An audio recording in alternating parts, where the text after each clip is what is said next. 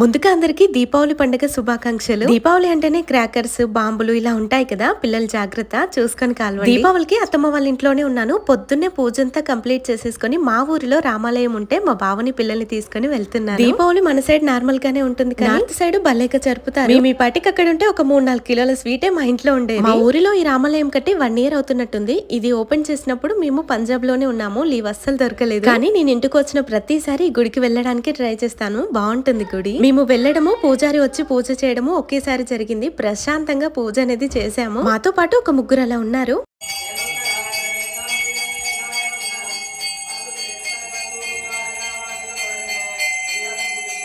పూజంతా complete అయిపోయిన తర్వాత ప్రసాదం అయితే అందరికీ పంచిపెట్టారు. ఇక ప్రశాంతంగా కూర్చొని తిన్నాము.